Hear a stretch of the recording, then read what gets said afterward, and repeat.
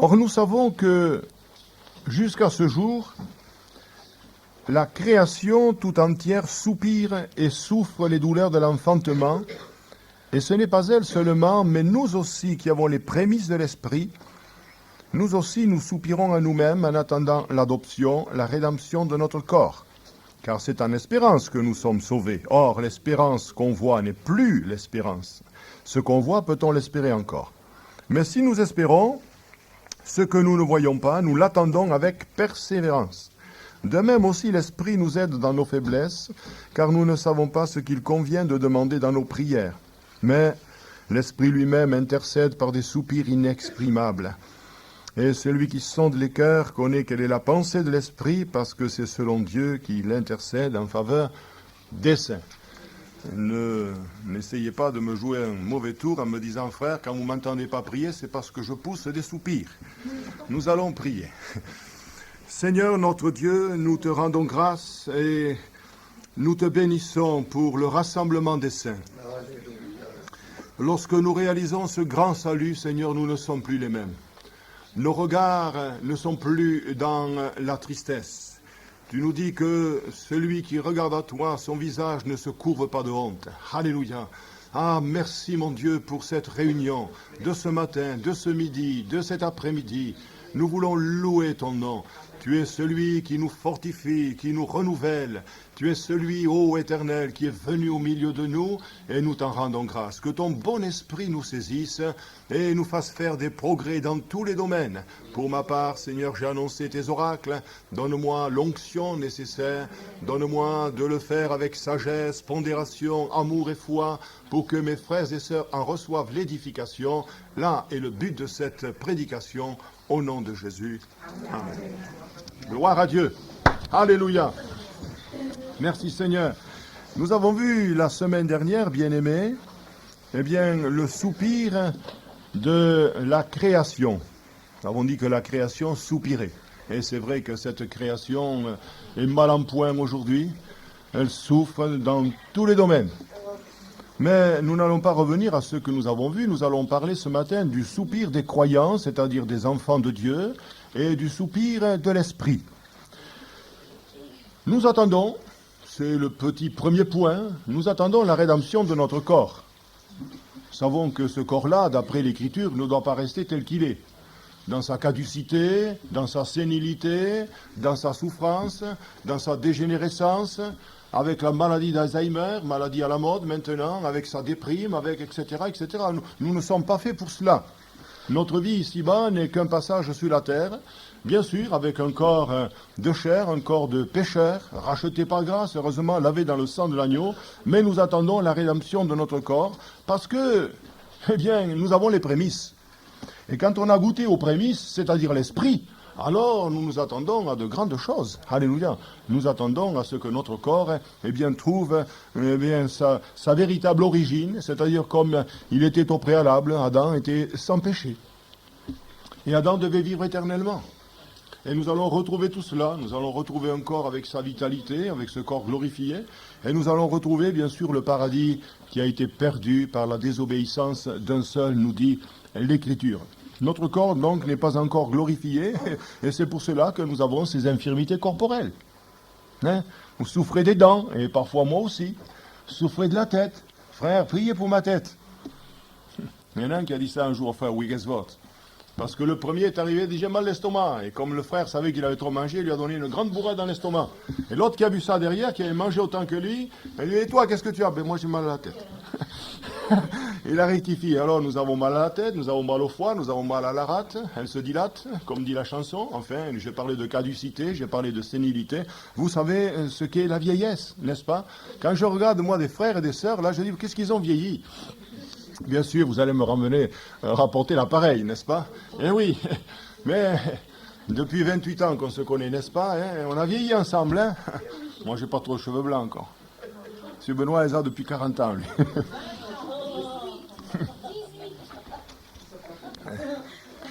18, je suis pas loin des 40 ans.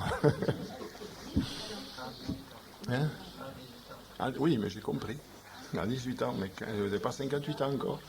Voilà, c'est pour ça que je dis 40 ans. Mais quand je parle de 40 ans, moi, c'est C'est la durée, ma sœur. Oui, nous vieillissons. Nous vieillissons. Mais je voudrais employer l'expression du prophète Ésaïe qui dit « C'est pas pour cela que nous ne sommes pas dans l'espérance. » Alléluia. Nous vieillissons, oui, mais nous nous bonifions, car plus nous vieillissons dans le Seigneur, plus nous devons nous bonifier. Bon. Premièrement, donc, nous attendons la rédemption de notre corps. Deuxièmement, nous sommes sauvés en espérance. Alors là, peut-être que pour celui qui n'est pas tellement habitué à la parole de Dieu, une nouvelle personne, par exemple, me dire comment vous n'êtes jamais sûr de votre salut, alors vous êtes comme les musulmans. Vous êtes sauvés en espérance. Je dis oui, mais attention, il s'agit d'une attente qui ne renferme aucune incertitude. Alléluia. Cette attente-là, nous l'attendons parce que cette attente-là, plutôt, est là en nous-mêmes, sans incertitude. Nous savons. Est-ce que vous êtes sauvés? Si vous êtes sauvé, vous devez le savoir. Celui qui n'est pas sauvé, comme ce séminariste, dira « J'essaye, je fais de mon mieux, j'espère ». Quand on espère, c'est qu'on n'a pas. Et quand les gens viennent à l'imposition des mains, je leur dis « Est-ce que vous croyez que Jésus peut vous guérir ?» J'espère, alors tu ne seras pas guéri. Ça, c'est pas ça. Je crois. Amen. Si je crois, je saisis. Et moi, je veux saisir les victoires comme cela, parce que le Seigneur nous dit maintenant. Alors moi, je tiens dans ma main. Alléluia, les victoires qu'il nous a promises. Alors, cette attente repose sur des promesses. Il y a la grande promesse du salut en Jésus, bien sûr, mais il y a plusieurs promesses. Par exemple, celle de Jean 14. Connaissez Jean 14. Vous lirez du verset 1 à verset 3. Croyez en Dieu, croyez en moi, je vais vous préparer une place, afin que là où je suis, vous y soyez aussi. Et quand je l'aurai préparé, je reviendrai vous chercher. Alléluia, ça c'est une promesse. Il y a la promesse aussi de Romains 5, qui nous dit ceci, puisque je l'ai sous les yeux. Étant donc justifiés par la foi, nous avons la paix avec Dieu par notre Seigneur Jésus-Christ, à qui nous devons avoir eu par la foi accès à cette grâce.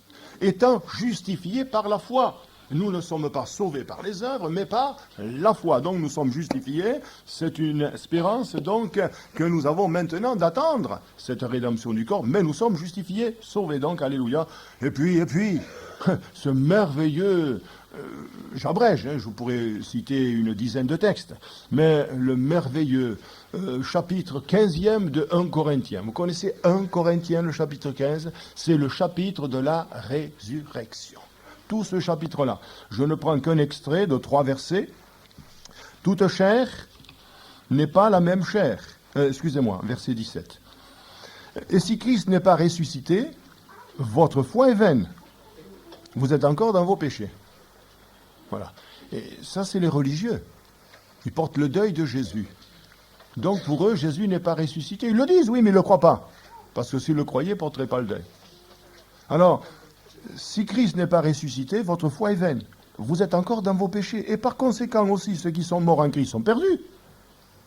Si c'est dans cette vie seulement que nous espérons en Christ, nous sommes les plus malheureux de tous les hommes. Mais maintenant, Christ est ressuscité des morts et il est les prémices de ceux qui sont morts. Amen. Ça suffit. Ça suffit pour nous montrer que notre attente n'est pas une attente vaine, mais c'est une attente dans la certitude. Alléluia. Donc, sauver en espérance, c'est pas peut-être que. Non. C'est sûr. Je suis sauvé. J'ai donné ma vie à Jésus. Je me suis repenti. J'ai été triste d'une tristesse de Dieu dont on ne se repent jamais. Je lui ai donné mon cœur. Je lui ai donné ma vie. Et j'essaye, de marcher dans ses voies pour avoir son approbation, pour avoir son soutien, pour avoir son onction, pour être, guéri et pour être exaucé dans toutes mes prières. Alléluia. Alors, je suis sauvé et je marche de progrès en progrès. Et il nous est écrit que l'espérance ne trompe point. Eh oui, je crois que c'est la version de Jérusalem qui dit « Elle ne déçoit point ». Parce que l'amour de Dieu est déversé dans notre cœur par le Saint-Esprit. En grec, il est dit que ça ne rend pas honteux. L'espérance ne rend pas honteux, ou honteuse. L'espérance ne rend pas honteux. Bien sûr, si j'espère et puis que je suis déçu, il y a quelque chose qui ne va pas.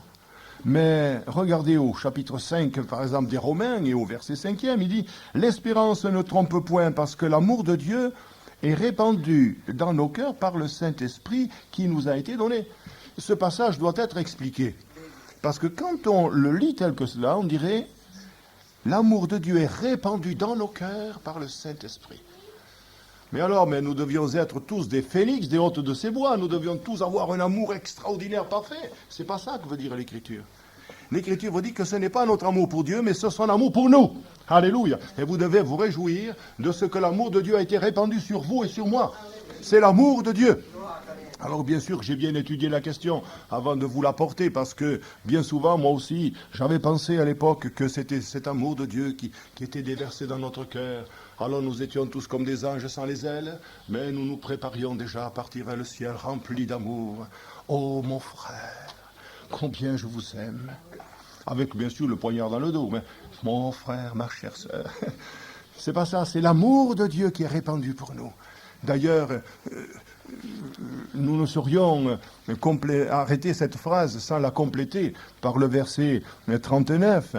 Ni la hauteur, ni la profondeur, ni aucune créature ne pourra nous séparer de l'amour de Dieu manifesté en Jésus-Christ notre Seigneur. Voyez-vous, c'est cet amour de Dieu qui a été manifesté et qui bien sûr va remplir nos cœurs, plus nous le demanderons, car il est question du fruit de l'Esprit qui est l'amour.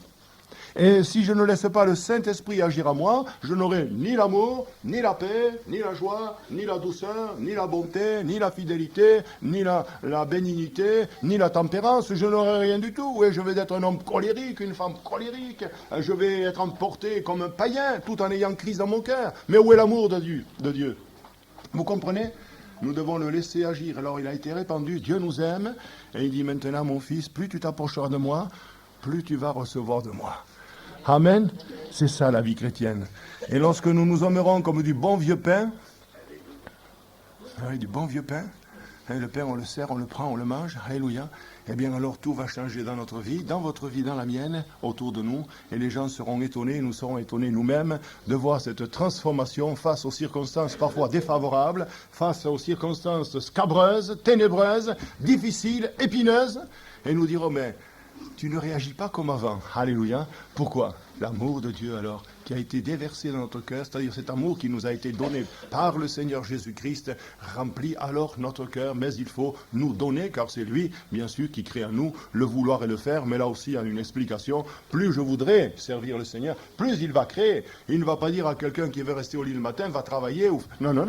Le lion est dans la rue, c'est certain, et la porte tourne sur ses gonds, comme le paraissait dans son lit.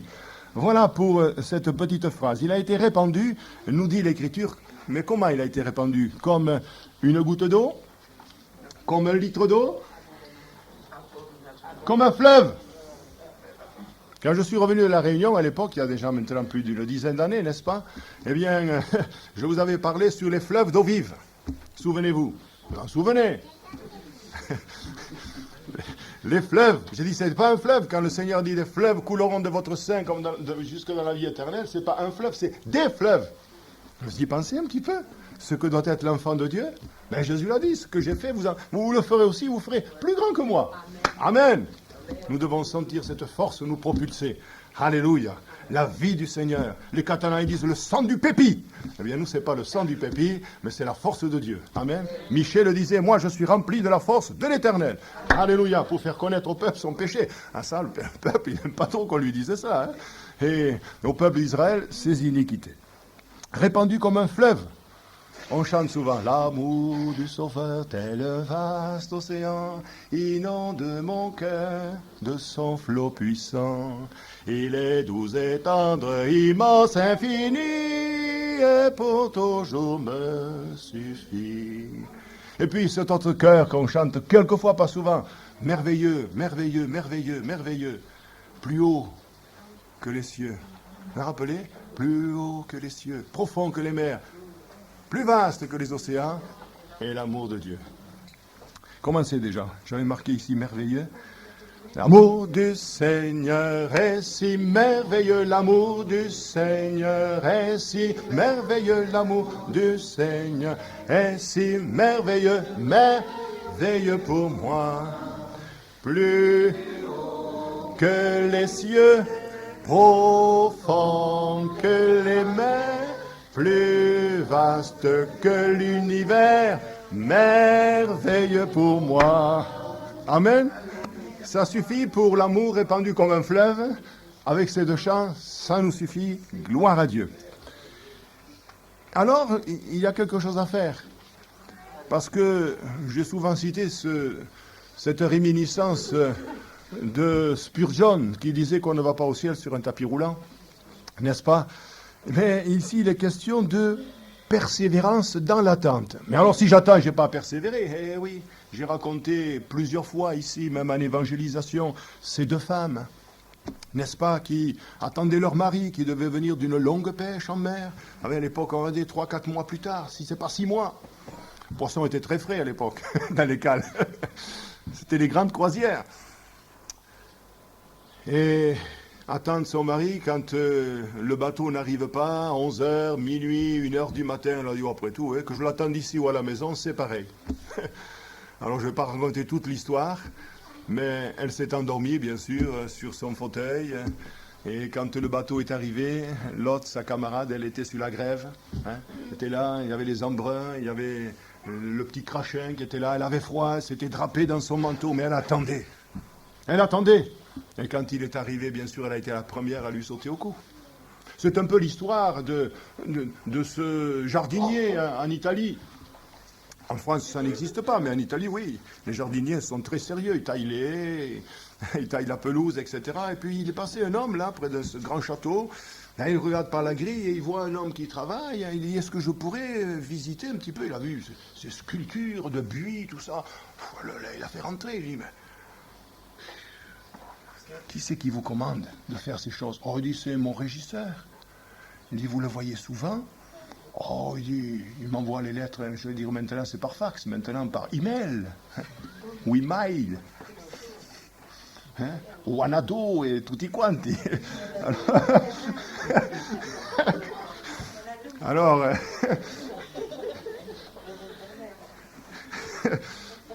vous le voyez souvent? Non, il me donne ses ordres par téléphone, par lettre. Et, ouais. Et il dit, et le patron, vous le voyez? Jamais! C'est pas possible, il dit comme ça. Vous entretenez le terrain comme s'il devait venir demain. Ah, il dit, non, monsieur, aujourd'hui. Je l'attends aujourd'hui. C'est une attente victorieuse. Mais alors, vous allez me dire, qu'est-ce qu'il faut faire? Attendre comment? Vous avez parlé d'une femme qui s'est endormie, vous avez parlé d'une autre qui était debout, elle faisait rien. Mais là, elle n'avait rien à faire. Mais nous, il y a la prière, il y a la louange, il y a le jeûne, il y a l'intercession, il y a le colportage, il y a l'évangélisation, il y a l'édification. Enfin, la vie chrétienne dans son entier. Je fais comme si Jésus venait dans 30 ans, mais en même temps comme s'il vient aujourd'hui. C'est-à-dire que le matin, je prépare ma journée. Seigneur, je travaille comme si tu ne venais pas. Je vais au champ. Et si tu viens, tu me trouveras dans le champ, ou tu me trouveras sur le toit. Ou si tu es en Afrique, on te trouvera à la meule en train d'écraser le mil. Alléluia. Enfin, on vous trouvera peut-être à Topla, en train de vendre des petits objets, à Katsu, là, en plastique, ou en marbre. Oh, il y a des choses de qualité aussi à Topla, quand vous n'allez pas les critiquer, les pauvres. Bon, ils n'en ont rien à faire. Bon. Ou alors à l'usine, ou alors au bureau, ou alors là, pendant que vous faites une grande piqûre, là, les aides soignantes, là. On vous trouvera au travail. C'est là. Moi, peut-être je serai à genoux ou au bureau en train d'étudier ou en train de déguster une tarte. Ça, tout dépend des heures où le Seigneur viendra me chercher, n'est-ce pas? Alors, c'est ça l'attente. Bref, une vie chrétienne intense. Amen. Une vie chrétienne intense. J'ai toujours refusé la médiocrité. Parce que Dieu ne communique pas aux médiocres. Je l'ai refusé, je la refuse encore. Et je voudrais qu'il y ait 36 heures au jour. Parce qu'avec le travail qu'il y a à faire dans la parole de Dieu, c'est quelque chose d'écrasant, non pas de fatigant, d'écrasant, tellement c'est grand, tellement, je veux dire, c'est fort. Là, je viens de me procurer encore 2 ouvrages, parce que je veux aller encore plus profondément dans la parole. Je crois que c'est un peu mon ministère d'enseignant. Et je voudrais tellement vous apporter le maximum, voyez-vous, le maximum le dimanche et le maximum l'après-midi. Alléluia. Amen. Alors, je me dis, Seigneur, il faut qu'il sache. Et il faut qu'il soit là, non pas médiocre. J'ai eu prêché à l'époque, il y a 25 ans de cela, ce message, médiocrité ou sainteté dans la vie, il faut savoir choisir. Et nous avions parlé d'Élie, qui avait toute l'apparence de la sainteté, qui avait le vêtement sacerdotal, porté sur son thorax, le pectoral, avec toutes ces pierres enchâssées, là, les tribus, il représentait chaque tribu. Et quand il se présentait devant l'Éternel, avec en plus du satyare, cette lame d'or, sainteté à l'Éternel, il avait toutes les apparences de la sainteté, mais il laissait faire ses fils qui étaient des vauriens. Et non seulement ses fils, Ophni et Phiné, ont été liquidés, mais lui est tombé à la renverse, il s'est coupé la nuque. Pourquoi? Parce qu'il nous a dit qu'il commençait à avoir les yeux troubles. Ne croyez pas que la parole parle en vain. D'aucuns diraient, mais il va chez Optique 2000, là, on va lui faire des belles lunettes progressives, hein, et il va être réparé, notre Élie. Non, non, on pouvait lui mettre toutes les loupes nécessaires, c'est pas ça. C'était qu'il commençait à devenir aveugle spirituellement parlant. L'endurcissement, l'aveuglement arrive. Et mes frères, je voudrais vous éviter cette cécité spirituelle. Je voudrais que vous soyez toujours dans la puissance de Dieu, dans la joie de l'esprit, comme le Seigneur nous le disait, et non dans la tristesse et l'abattement. Parce que nous avons quelque chose de plus. Alléluia.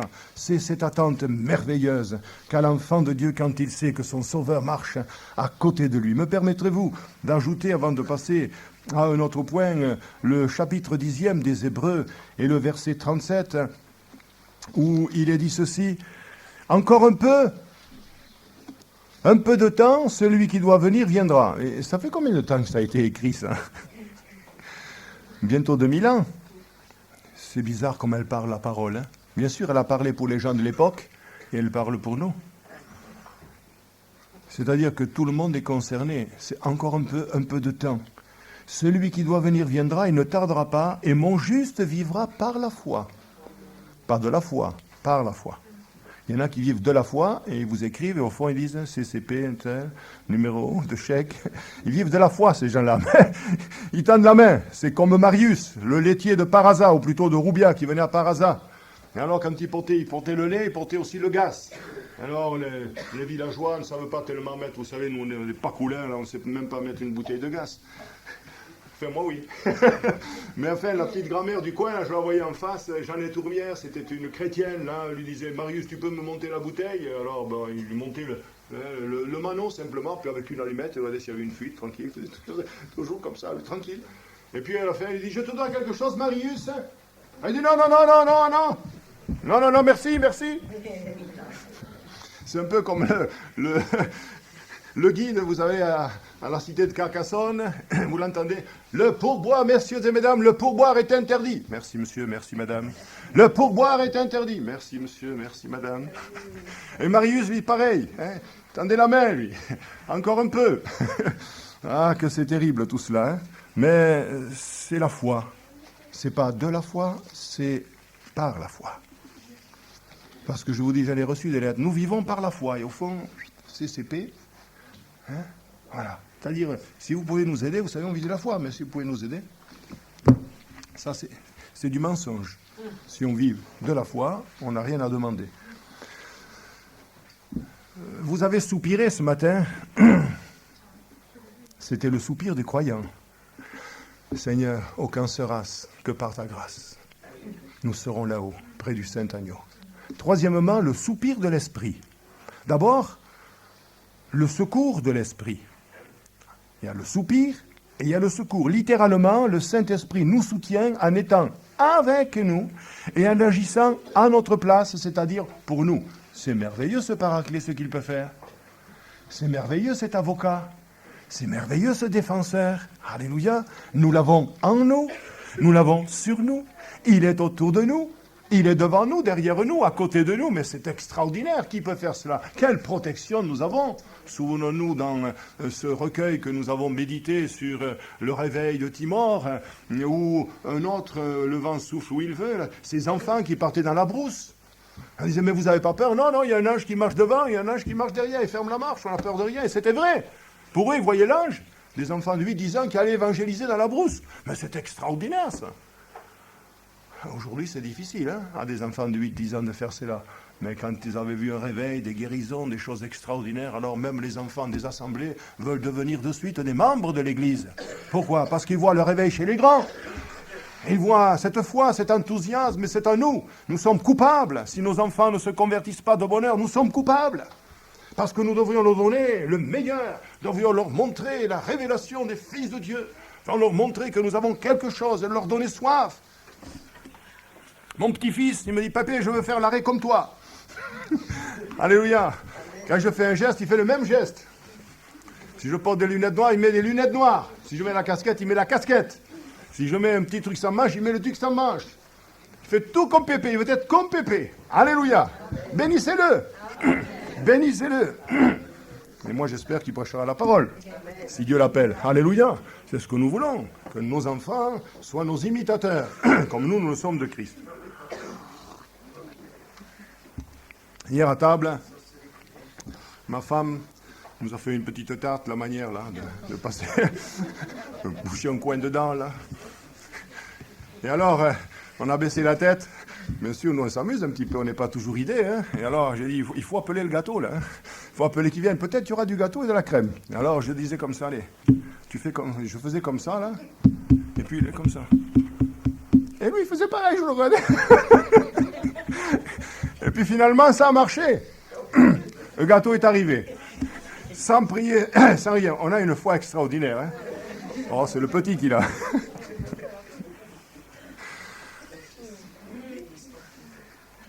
Je reviens dans les Romains après cette détente spirituelle finalement. Eh bien, il nous est écrit que l'Esprit nous aide dans notre faiblesse, car nous ne savons pas ce qu'il convient de demander dans nos prières. Il faut le reconnaître, frères et sœurs.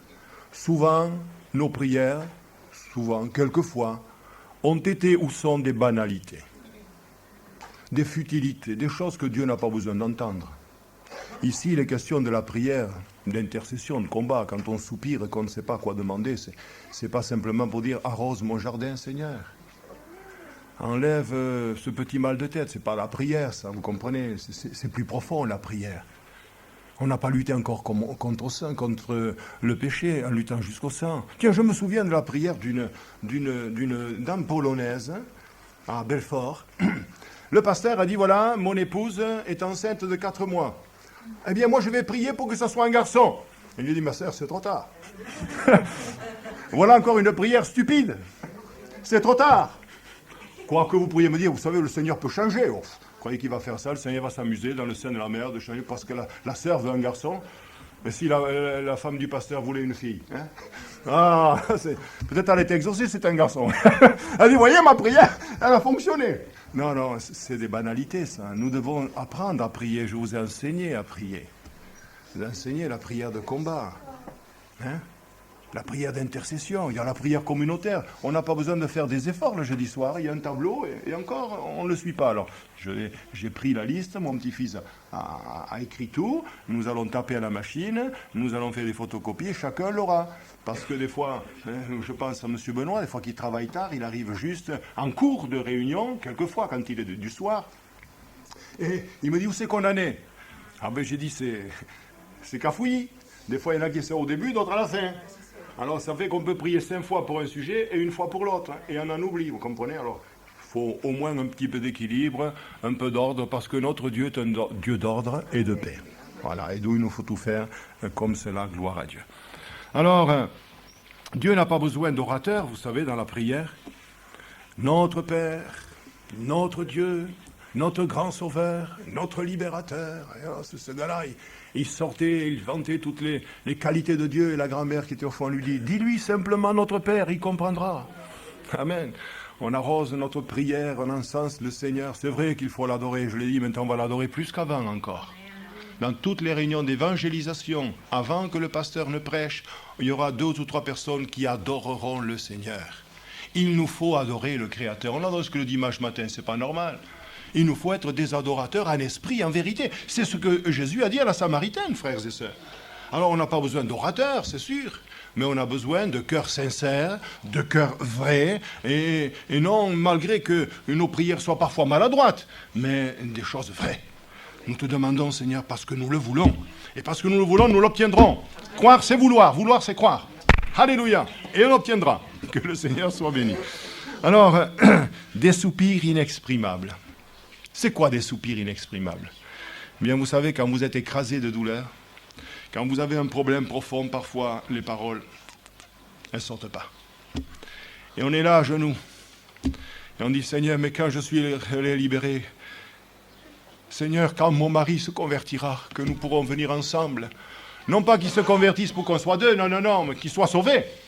Parce que souvent, j'ai entendu cette prière, Seigneur, que mon mari se convertisse, ça sera plus facile, comme ça, il n'y aura pas de tension dans le foyer. Ça, c'est l'intérêt soi-même, que mon mari soit d'abord sauvé. Et après, bien sûr, c'est le reste. C'est comme le réveil, on veut les guérisons, on veut tout cela, mais d'abord, le réveil, c'est la repentance. Après, le reste, c'est donné par-dessus, vous comprenez ? Alors, ces soupirs, on ne sait pas ce qui est convenable de demander, Seigneur, mais qu'est-ce que je vais te demander pour mon mari ? Qu'est-ce que je vais te demander pour mes enfants ? Et les larmes coulent. Et les larmes coulent, on est là. Ah, Seigneur, c'est des soupirs inexprimables. Mais celui qui connaît la pensée de l'esprit, nous dit l'Écriture, celui qui sonde les cœurs connaît la pensée de l'esprit. Je vais vite relever au passage dans ce chapitre 8e, comment l'esprit est nommé. Il est nommé au verset 2 l'esprit de vie, au verset 9 l'esprit de Christ, au verset 14 l'esprit de Dieu, au verset 15 l'esprit d'adoption, 1 Pierre 4, 14 nous dit l'esprit de gloire, et Romains encore 8, 26 nous dit l'esprit de prière. Mais c'est le même esprit. Il n'y a pas plusieurs esprits. Un même esprit, opère toutes ces choses, nous dit l'apôtre Paul, dans les Corinthiens. Je crois que j'ai noté la référence. Oui, 1 Corinthiens 12, 11. Un seul et même esprit. Il n'y en a pas 50 d'esprits. Il n'y a qu'un seul baptême, une seule foi, un même esprit. Alléluia. Un seul sauveur. Gloire à Dieu. Un seul Dieu et Père de tous. Que le Seigneur soit béni. Alors, ces soupirs que nous prononçons dans la prière, ce n'est pas la prière communautaire. Et quelquefois, dans la prière communautaire, on ne peut pas prier aussi. On a pleuré quand même, n'est-ce pas ? Vous avez pleuré, j'ai pleuré. On ne sait plus, on s'arrête, on est contrit, on est là, on cherche Dieu. Mais c'est cet esprit à nous-mêmes qui soupire. Et alors, celui qui sonde les cœurs, nous est-il écrit, connaît quelle est la pensée de l'esprit. Qui est-ce qui sonde les cœurs ? C'est Dieu. C'est le Père Céleste qui sait ce qu'il y a au fond de notre cœur quand nous soupirons. Alléluia. Le Père lui-même, d'ailleurs, cette citation a déjà été usitée dans l'Ancien Testament.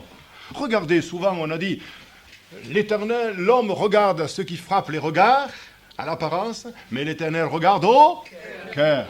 Regardez dans le livre des rois, toi qui connais le cœur de chacun. C'est Salomon qui, dans sa prière. Et puis dans les psaumes, au chapitre 7, je l'ai nommé, oui, et au verset 10, je vais vous le dire rapidement, toi qui sondes les cœurs et les reins des justes. Donc on voit que déjà dans l'Ancien Testament, Dieu sondait les cœurs et les reins, mais maintenant l'Esprit est en nous. Et c'est pourquoi qu'il faut le laisser vivre. Il faut le laisser vivre en nous.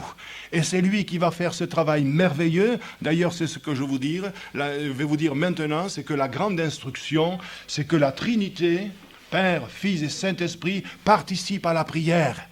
Alléluia. Vous avez le Saint-Esprit qui forme cette prière en moi, par son soupir.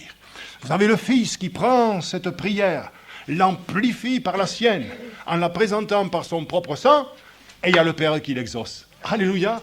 Voilà pourquoi, au départ, il faut laisser faire le Saint-Esprit. Il ne faut pas dire n'importe quoi, pour que déjà Jésus puisse la présenter au Père, vous comprenez ?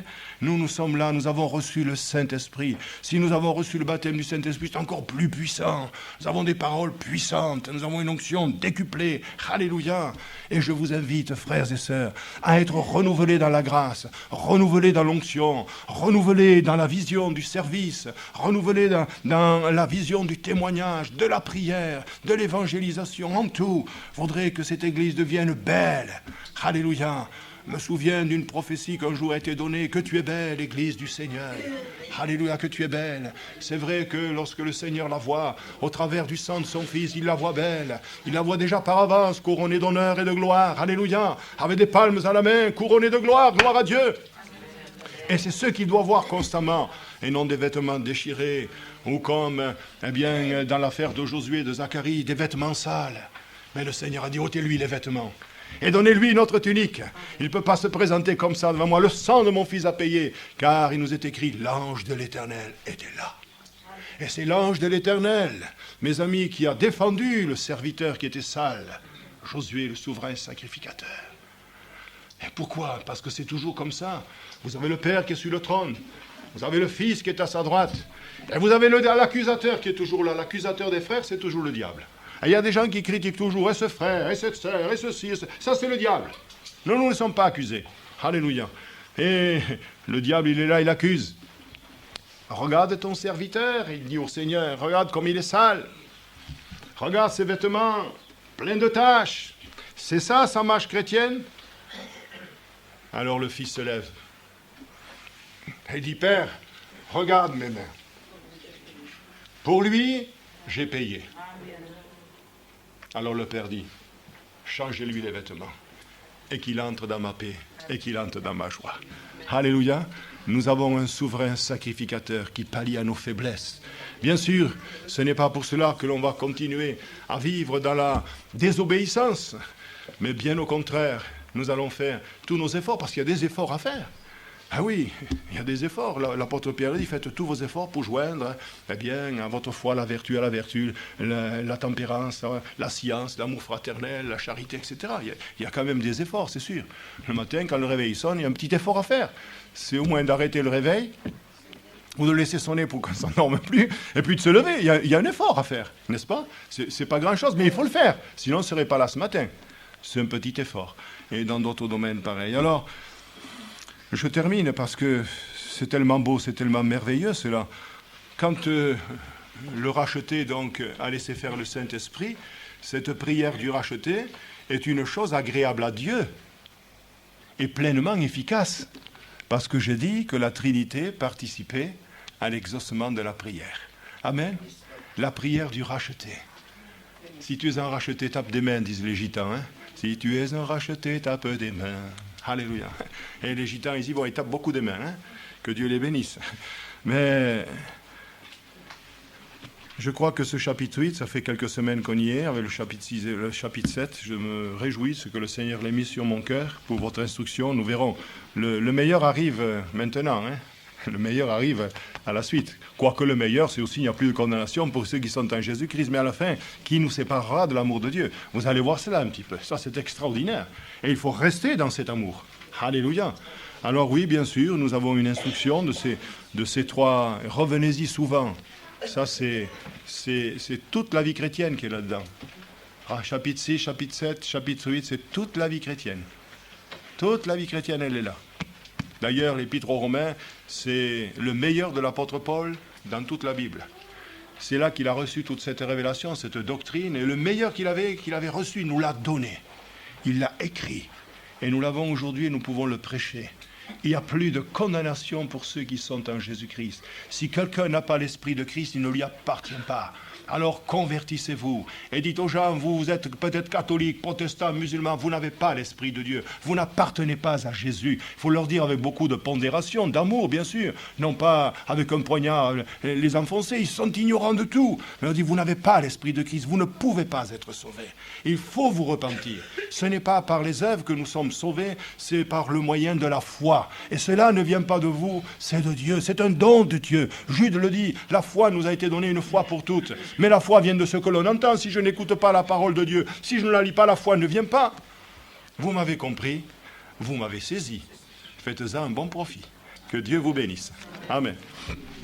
Merci, cher Sauveur, pour ta grâce, pour le soupir de la création. Quel soupir, puisque cette pauvre création est défoncée par les hommes, détruite par les hommes. Elle soupire après la révélation des fils de Dieu. Cette révélation, c'est que bientôt nous allons partir avec toi. Alléluia. Et la nature alors retrouvera sa condition primitive. Alléluia. L'Éden retrouvé. Mais il faut que le millénium soit là tout d'abord. Mais au préalable, la guerre, cette terrible guerre. Pour nous, c'est pourquoi nous soupirons. Après la rédemption de notre corps, nous soupirons après le départ pour la cité céleste.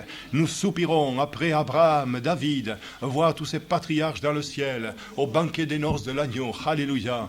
Et maintenant, Sauveur, dans nos combats de tous les jours, dans nos luttes tous les jours, il y a ce soupir en nous-mêmes, le soupir de l'esprit.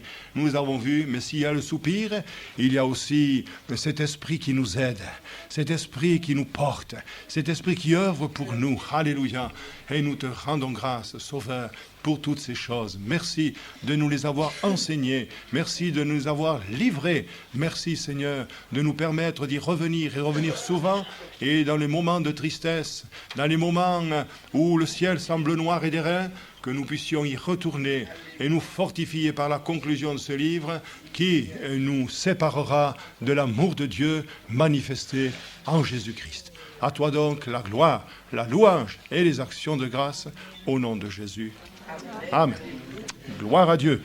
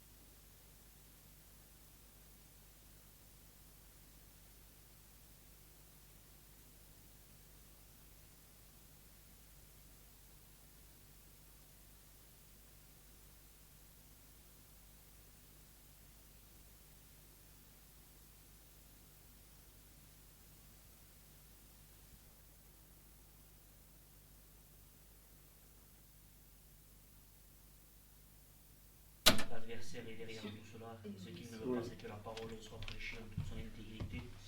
Tout ce que nous te demandons, c'est de protéger tes enfants.